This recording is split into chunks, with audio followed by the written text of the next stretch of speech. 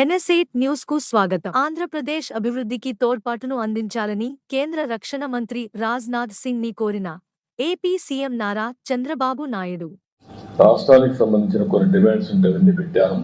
దగ్గర ఒక 4 important places. ఇవన్నీ డిఫెన్స్ మ్యానుఫ్యాక్చర్ హబ్స్ కింద. ఒకటి జగ్గయ్యపేట డోనకొండ క్లస్టర్, ఒక 6,000 ఎకరాలు ఇక్కడ ఉంది. ఇక్కడ మేజర్ వాళ్ళు అడిగింది missile and ammunition production centre కింద దీన్ని క్రియేట్ చేయమని రిక్వెస్ట్ చేశాను. దానికి కూడా వారు సానుకూలంగా ఉన్నారు. రెండోది లేపాక్షి మడకసిర, ఇక్కడ ఒక 10,000 ఎకరాలు ఉంది.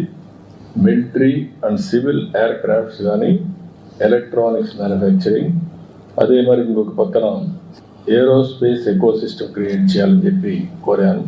దానికి కూడా ఆయన సుముఖంగా ఉన్నారు.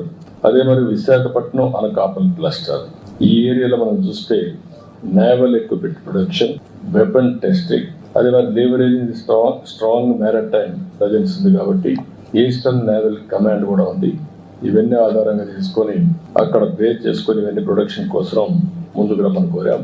అదే మరి కర్నూలు ఓరవకల్ 4,000 ఎకరాలు ఇవ్వడానికి సిద్ధంగా ఉన్నాం.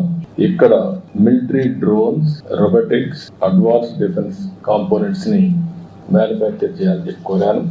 ఇక్కడ ఉండే డిఫెన్స్ పిఎస్యూస్ ని యాక్టివేట్ చేసి ఆంధ్రప్రదేశ్ లో కూడా కొన్ని క్లస్టర్స్ తయారు చేయని చెప్పి కోరడం జరిగింది. ఇది కాకుండా ఇంకొక పక్కన తిరుపతి ఐఐటిలో DRDO industry academy centre of excellence పెట్టమని కోరాను. దానికి కూడా ముందుకు వస్తున్నారు.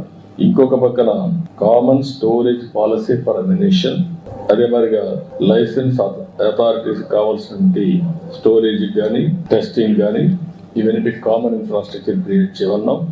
అది కూడా చేస్తా ఉన్నారు.